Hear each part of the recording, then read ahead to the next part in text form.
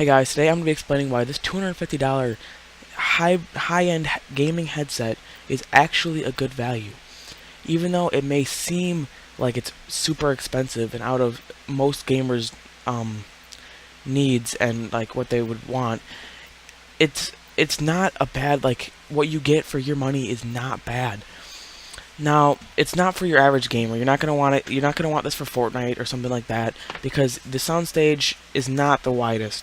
If you really want a wide soundstage, I recommend getting a open back pair of headphones and just putting a mod mic onto it for a lot less money. You get a better soundstage. But if you're looking for crispy, clear audio with good bass, good highs, good mids, everything just high quality audio, this is going to be the headset for you. It's made out of a nice aluminum and steel design. This top band is aluminum. This little piece right here is steel. However, there is a little fracture point, or like a little point that could break eventually. Right here, this plastic. However, on my pair of Arctis Pros, it hasn't broken. I don't think it's going to. I'm just want to point out that this is plastic between this aluminum and this steel. For me, it's a very comfortable headset. However, I want to point out that this headband was much too tight for me, so I had to adjust it and loosen it. So for you, your results may vary. However, just know that if it's too tight, you can always loosen it up. The ear pads I feel are super comfortable. They're very airy. They breathe good. They have a good seal on your ears, and they're decently noise canceling, as well as being soft and not harsh or anything like that. The headband, again, very soft, nice. It's adjustable, where like if you want to if your head's smaller, you can tighten this up or loosen it if it's bigger.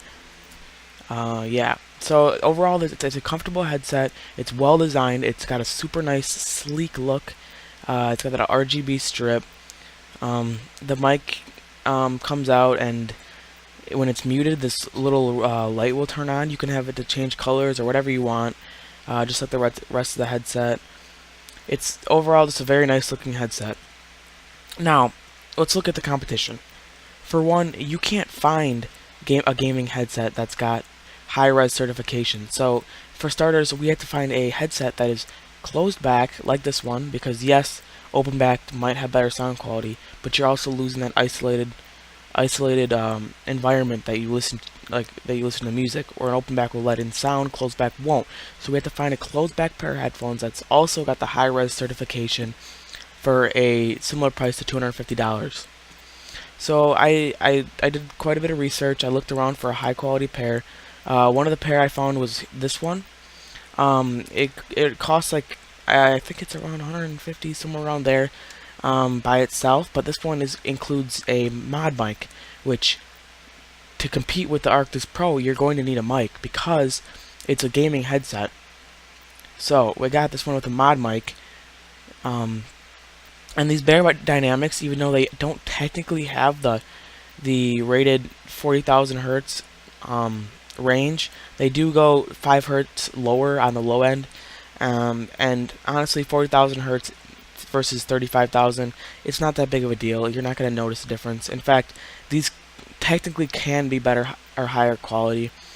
The sound state, or the sound profile, is going to vary based on you. However, the Arctis Pros actually come with a built-in equalizer on the DAC.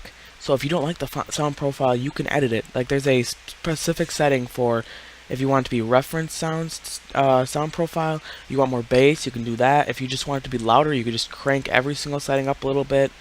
That's another common problem people have, is it's quiet. However, there's a setting you can actually make it louder.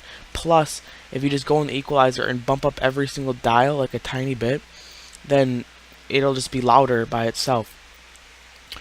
Alright, okay, so the thing with these headphones is they're nice, but the thing with these headphones is they're nice, they have really good sound quality, they're comfortable, they have a really nice mic that comes with them. However, it's a mod mic, it goes onto the side. Whereas the Arctis Pros, it's one clean solution, it looks a lot nicer, it's not going to have an extra cable attached to it, and the sound quality of the microphone is going to be very comparable. for most people, you probably won't be able to tell that, like, you won't be able to, like, say, oh, this one's way better than the other one. But some people think this one smells, or fucking Jesus. A lot of people say this one may sound just slightly better, but for me, I'm not gonna say there's a giant difference. If you want, look into that. Otherwise, another one I looked into was the Audio-Technica MSR7BK Sonic Pro over-ear high-resolution audio. These do actually have the full range. They do the 5 to 40,000 hertz. They're going to be comfortable. They look nice. I actually much prefer the look of these to the Bear Dynamics. However, I still prefer the SteelSeries Arctis Pro. But looks are up to you. That's more of a personal preference. But the thing is, this doesn't even have a microphone. So on top of this, you're gonna have to throw in another $50 for a mod mic. And then neither of these come with a DAC. So you're gonna have to buy another DAC, or you're gonna have to buy a DAC if you want it to compete with the Arctis Pros. So you could technically get the DAC that comes with it for $130, but more than likely this is a marked up price since it's SteelSeries, and technically speaking, just the Arctis Pro is $180. So if you it's gonna be about $70 it's about a $70 upgrade. So if you were to get this headset for $190 and you found a $70 DAC amp combo like this one, which it's highly rated, it should sound quite nice. The thing is though, you're losing a lot of the customization that the SteelSeries one has. Because it controls the RGBs. It has a built-in DAC, or it has a built-in equalizer. It can connect to PlayStation or PC. It has it has different modes, and has the chat mix function, which means you can change the volume of the mic versus the sound your computer is making, so you can hear yourself or the person you're talking to more than the sound quality in game without having separate software. So you and it's just a simple turn of the dial. You can change between each one between sound of the game and sound of the person.